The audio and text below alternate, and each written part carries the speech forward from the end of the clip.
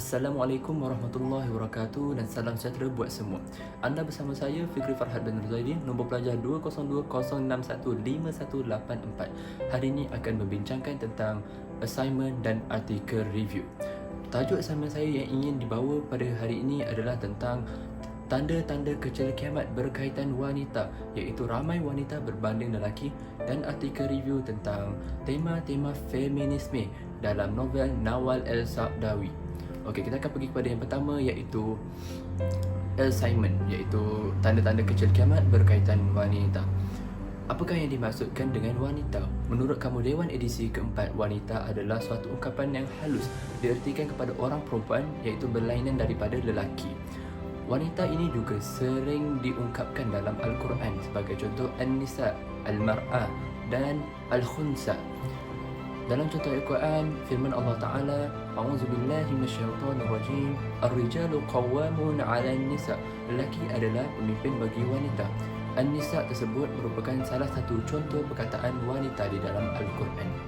Yang pertama, kita akan pergi kepada konsep ramai wanita berbanding lelaki. Dalam hadis Rasulullah SAW bermaksud, di antara tanda-tanda kiamat, hilangnya ilmu, munculnya kebodohan, perzinahan berluar-luasa, khamar diminum iaitu arak, dan ramai wanita berbanding lelaki, sementara 50 wanita diurus oleh seorang lelaki. Hadis riwayat Imam At-Tirmizi. Kenapa Nabi sebut 50 wanita? Nabi tak sebut 60 ke, 70 ke, 40. Hal ini tidak menjadi satu isu yang besar dalam hadis tersebut apabila Nabi sebut 50 kerana ia merupakan majas atau kiasan dalam bahasa sastra, dalam bahasa Melayu punya sastra, sebagai metafora, iaitu nak menunjukkan bahawa terlalu ramai wanita sehingga dikatakan majasnya 50 nisbah 1. Ramainya wanita pada akhir zaman nanti. Kita akan pergi kepada faktor-faktor yang mendorong ramainya wanita berbanding lelaki. Faktor-faktor yang keberkalian akan mendorong ramai wanita lebih daripada lelaki adalah perkahwinan syar'i berkurangan. Apa yang dikatakan dengan perkahwinan syar'i berkurangan? Iaitu suatu perkahwinan antara lelaki dan perempuan yang mana mengikut syarat dan syariat Islam berkurang. Apakah yang menyebabkan ia berkurang? Yang pertama adalah golongan wanita ini dikuasai atau dimonopoli oleh bawah kekuasaan lelaki. Kedua pula, pada zaman elit kuno Yunani, mereka menganggap bahawa wanita ini adalah golongan kelas kedua. Apa yang dimaksudkan dengan golongan kelas kedua? Ia merupakan sebagai contoh, menjadikan wanita itu sebagai barang dagangan atau hamba dan boleh bertukar jual beli. Hal ini menunjukkan bahawa perkahwinan syar'i berkurangan. Apabila perkahwinan syar'i ini berkurangan, maka zuriat tidak akan berkembang. Jadi kita dapat lihat bahawa apabila tidak ada perkahwinan, zuriat tidak berkembang. Jadi tidak ada kelangsungan generasi masa hadapan. Seterusnya, dalam isu gerakan feminisme. Apakah itu feminisme? Feminisme itu adalah satu gerakan yang mana perfahaman diorang tentang menuntut hak kesamarataan wanita. Mereka ini sebagai contoh, mereka ini dalam isu perkahwinan, mereka menuntut hak kesamarataan dalam lafaz cerai, iaitu talak. Yang mana mereka menganggap bahawa wanita ini layak diberikan lafaz cerai juga. Hal ini tidak relevan dan jauh sekali dengan syariat yang telah dibawa oleh Nabi Muhammad SAW.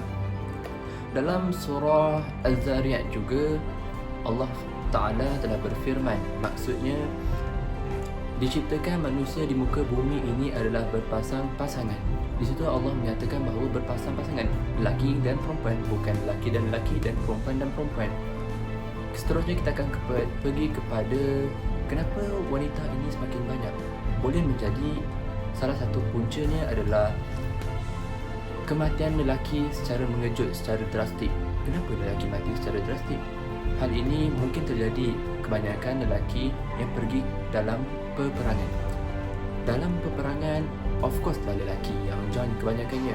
Jadi tidak menjadi satu kepelikan, tidak menjadi satu isu apabila ramai lelaki yang pergi peperangan. Of course juga ramai lelaki yang mati, ramai lelaki yang terkorban. Jadi apabila ramai lelaki terkorban, maka wanita semakin berkembang, wanita semakin banyak lebih daripada lelaki, seperti mana wanita nisbahnya 50 kepada 1. Jadi kemungkinan berlaku adalah apabila ramai lelaki mati, wanita pula isteri kepada si mati tadi, mereka akan menjadi janda. Dalam satu kajian di Amerika Syarikat, mereka sanggup menjadi isteri yang ke-11, bukan isteri yang ke-4, ke-5, ke-6, tapi yang ke-11 untuk menjamin keselamatan dan kelangsungan hidup mereka. Yang seterusnya, yang ketiga adalah menceritakan tentang ramai wanita berbanding lelaki dalam konteks isu transseksual. Apa itu transseksual? Kita akan lihat transseksual adalah a individual who feels that they want to live emotionally dresses as a member of the opposite sex, especially one who has medical surgery to change their sexual organs. Dalam maksud definisi tadi menerangkan tentang bahawa transseksual adalah jantina yang ingin dibincangkan adalah jantina lelaki berubah kepada wanita atau lebih dikenali sebagai maknya atau pondan. Kenapa mereka ingin mengubah diri mereka ke arah sebegitu? Hal ini kemungkinan mereka memberi alasan bahawa adik-beradik mereka ramainya daripada kalangan perempuan dan kawan-kawan mereka juga ramainya dari kalangan perempuan. Hal ini menjadikan mereka untuk mengubah hingga sanggup mengubah dan membuat pembedahan kelamin, iaitu jantina diorang. Diorang sanggup mengeluarkan kos beribu-ribu, sebagai contoh di Thailand kebanyakannya. Orang Malaysia lah kebanyakannya pergi ke Thailand. Ini contoh pergi ke Thailand. Mereka sanggup mengeluarkan duit beribu-ribu, sanggup untuk pembedahan semata-mata ingin mengubah jantina mereka. Rasulullah SAW telah melaknat golongan lelaki yang menyerupai wanita, wanita yang menyerupai lelaki. Seperti mana dalam hadis tersebut, Rasulullah menjelaskan, saya tak menjelaskan secara perinci macam mana lelaki menyerupai wanita atau wanita menyerupai lelaki, tapi laknat ini sudah pasti bahawa apabila yang lelaki mengubah jantina dengan sanggup membuat pembedahan dan sebagainya, sudah pasti, sudah tampak jelas bahawa mereka ingin menyerupai wanita. Seterusnya dalam isu, kita pergi kepada isu hikmah Allah mengurangkan bayi lelaki. Dalam satu kajian, sebenarnya lelaki bayi ini lahirnya lebih ramai daripada wanita. Akan tetapi seawal usia 1 hingga 5 tahun, kebanyakan bayi lelaki mati atau tidak hidup kerana atas hikmah yang tertentu yang kita tidak tahu. Hikmah ini juga tidak kita dapat fikirkan, tidak dapat berfikir secara akal yang lebih jauh kerana akal fikiran kita terbatas. Yang poin seterusnya saya ingin mengaitkan tentang ramai wanita di akhir zaman dengan ramai wanita di dalam neraka. Dalam hadis Rasulullah SAW, maksudnya yang berbunyi, aku berdiri di depan neraka, maka aku terlihat yang berada di dalam neraka ramainya wanita. Rasulullah sendiri menyatakan bahawa dia melihat di dalam neraka ramai wanita. Saya ingin menyatakan di sini, di akhir zaman ini kebanyakan wanita adalah menjadi fitnah kepada manusia pada zaman kini. Hal ini kerana fitnah yang pertama datang kepada Bani Israel adalah wanita. Seperti mana dalam hadis juga Rasulullah ada menyatakan, fitnah yang pertama datang dalam Bani Israel adalah fitnatun nisa, dan takutlah kamu kepada fitnatun nisa. Kenapa kita kena takut pada fitnah wanita ini? Kerana wanita di akhir zaman ini kebanyakan mereka bersikap yang tidak mengikut syariat Islam. Sebagai contoh, dalam berpakaian memang nampak jelaslah pada zaman moden masa kini, iaitu suka bertabarus, berhiasan berlebih-lebihan, berpakaian ketat, berpakaian nipis dan sebagainya. Hal ini nampak sangatlah menunjukkan bahawa wanita akhir zaman ini mengundang fitnah dan membawa fitnah kepada masyarakat pada masa kini. Seterusnya kita akan lihat macam mana kita nak kaitkan wanita akhir zaman ramai dan wanita di dalam neraka ramai juga.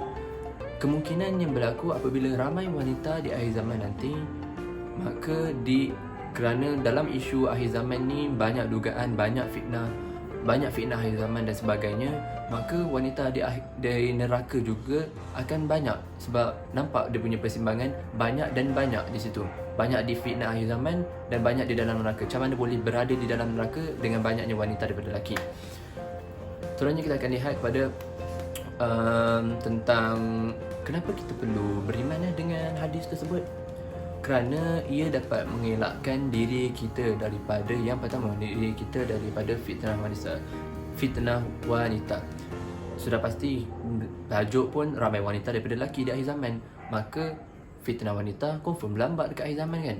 Jadi di situ ingin menerangkan untuk mengelakkan kita daripada fitnah wanita, kita haruslah berwaspada, kita haruslah menjaga diri kita. Dan dinasihatkan sebagai seorang ibu bapa, sebagai seorang penjaga, haruslah mendidik anak-anak mereka sejak kecil lagi, terutama wanita. Kerana apa? Bayi ni dia umpama kain putih. Tahu, kita perlu mendidik mereka. Sebagaimana dalam hadis juga ada menyatakan bayi ni seumpama kain putih. Kitalah perlu mencorak mereka sebagaimana mencorak mereka Majusi ke, Yahudi ke, Nasrani. Okey, kita pilih. Ibu bapa terletak pada pilihan. Hidup ni ada pilihan. Jadi sebagai peranan ibu bapa, mereka perlu mendidik anak-anak dengan betul supaya menjadi insan yang berguna. Sebenarnya dalam masyarakat juga kita harus beriman dengan hadis ini supaya kita dalam masyarakat tidak menganggap bahawa apabila wanita ini dia berpakaian ketat ke dan sebagainya, tidak mengikut syariat Islam, wanita ini melakukan perkara-perkara bebas, melanggar syariat Islam, mereka menganggap bahawa itu hal masing-masing. Jangan sibuk jaga tepi kain orang. Sebenarnya tidak. Jaga tepi kain orang tu sebenarnya membawa konteks isu tertentu saja. Dia tidak boleh kaitkan macam ni. Kalau kita kehidupan bermasyarakat, haruslah saling tegur-menegur, haruslah saling menasihati dengan cara baik. Dalam firman Allah Ta'ala, ud'u ila sabili rabbika bil hikmah wal mau'izatil hasanah, iaitu menyerulah ke jalan Allah dengan kebaikan, dengan hikmah, dan bijaksana. Bagaimana dengan hikmah? Iaitu lemah lembut dan bijaksana. Dan akhir sekali di sini saya ingin menyatakan bahawa secara kesimpulannya, didiklah anak-anak dan didiklah diri kita supaya memantapkan iman, supaya kita sentiasa menjaga diri kita daripada fitnah wanita. Lagi besar lagi fitnah dajjal lah. Fitnah wanita pun kita tak lepas, ini kan pula fitnah dajjal. Jadi daripada perbincangan daripada awal tadi tentang ramai wanita berbanding lelaki, beberapa poin yang telah saya berikan, jelaslah ramai wanita berbanding lelaki di muka bumi ini. Okay, sekian wabillahi taufiq wal hidayah. Wassalamualaikum warahmatullahi wabarakatuh. Jap. Lupa ke tentang artikel review? Jom kita pergi ke artikel review. Let's go. Jom kita terangkan tentang artikel review. Sedikit saja saya terangkan tentang artikel review. Artikel review bertemakan tema-tema feminisme dalam novel El-Sa'dawi. Siapakah El-Sa'dawi? El-Sa'dawi ni seorang pejuang, iaitu seorang pejuang wanita yang mana memperjuangkan menuntut hak kesamarataan wanita di Mesir.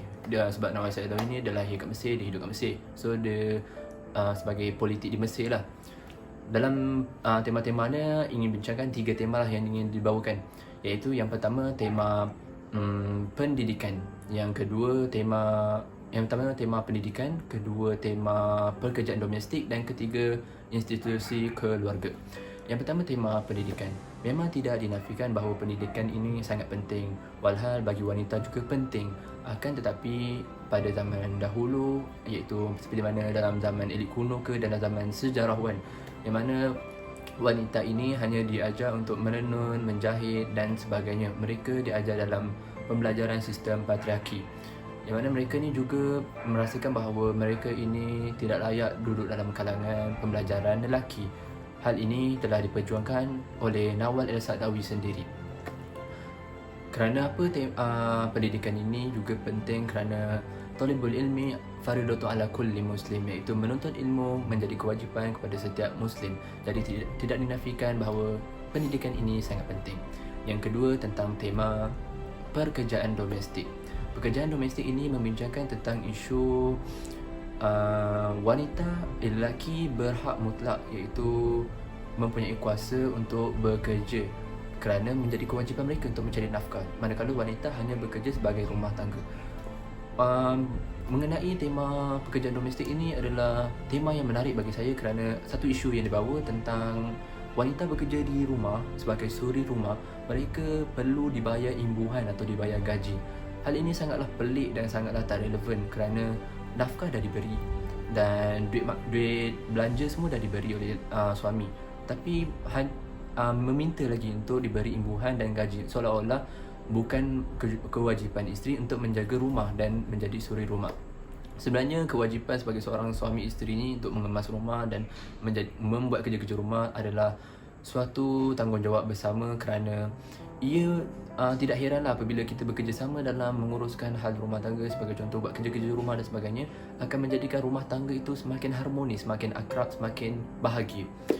Jadi tidak menjadi isu. Kalau katakan wanita atau isteri kerja di rumah sebagai suri rumah, perlu dibayar gaji atau imbuhan, ia dah dikira sebagai orang gaji, bukan isteri kan. Jadi memang nampak pelik lah kat situ. Seterusnya tentang isu institusi keluarga. Dalam institusi keluarga confirm lah paling Nawal Al-Sadawi ni dalam feminisme ni diorang paling tak suka tentang kedudukan wanita lah. Sebab apa, hak kuasa lelaki sepenuhnya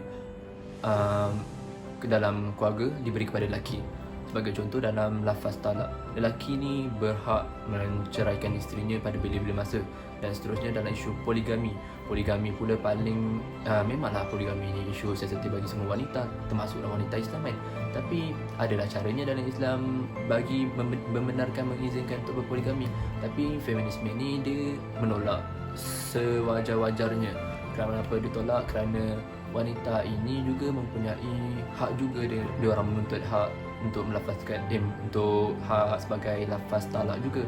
Jadi memang kalau perempuan ni diberi lafaz talak, mereka ni kalau tengah gaduh kan, contoh kan, tidak berfikir mengikut akal, mereka berfikir mengikut emosi. So berapa ramai lelaki, berapa ribu lelaki boleh kena cerai dalam satu masa kan, dalam satu hari. Contoh dalam dunia ni, satu hari je boleh katakan 20,000 bercerai kerana wanita diberi lafaz talak. Memang tak logik lah situ. Memang sampai bila berlaku macam tu kan. Jadi memang sebenarnya apa yang disyariatkan Islam sebenarnya membawa hikmah kepada kita. Apabila lafaz talak dalam isu perkahwinan, lafaz talak diberi kepada lelaki. Kenapa tentang isu pekerjaan domestik menarik minat? Kerana kalau nak dikatakan bahawa, satu contohlah, mereka ada juga mengutarakan tentang apabila wanita yang berkerjaya kerja di luar, sebagai contoh sebagai jurutera ke dan sebagainya, apabila balik kerja mereka perlu bekerja di rumah juga, iaitu mengemas rumah, memasak dan sebagainya. Kiranya mereka macam ni, mereka merungut bahawa mereka kena kerja 2 kali, iaitu dalam satu hari. Kerja di luar sebagai kerjaya mereka dan kerja di rumah sebagai suri rumah. Mereka merungut. Hal ini sebenarnya tidaklah relevan, tidaklah menjadi satu masalah besar. Sebenarnya isu rumah tangga, membuat kerja-kerja rumah adalah tanggungjawab bersama. Kerana Rasulullah sendiri juga menolong para isterinya membuat kerja rumah, menjahit kain dan sebagainya. Jadi sebagai kesimpulan, tema-tema feminisme yang diperjuangkan oleh Nawal Al-Sadawi sangatlah bertentangan dengan apa yang dibawa oleh Islam, apa benda yang telah diterangkan oleh Islam. Dan artikel review itu sangatlah bagus, tapi adalah juga sedikit kelemahan-kelemahannya dari segi penulisannya. Penulisannya ditulis oleh 2 orang daripada Universiti Kebangsaan Malaysia, iaitu yang pertama Mariam Habibah binti Ismail dan Mariam Habibah binti Khamis dan Indriati binti Ismail. Mereka dua ni bawah jabatan Usuluddin. Jadi kalau anda nak cari nama mereka semua dalam website UKM, boleh saja tengok diorang punya artikel mana yang mereka telah keluarkan karya-karya mereka. Karya-karya beliau, silap perkataan daripada awal saya, silap, bukan mereka, beliau, sebab untuk hormatkan beliau. Sekian daripada saya. Semoga anda semua dapat nikmati video ini, dapat menghayati video ini dan dapat memahami video ini. Sekian, saya mengundur diri. Wabillahi taufiq wal hidayah. Assalamualaikum warahmatullahi wabarakatuh. Jumpa lagi. Bye bye.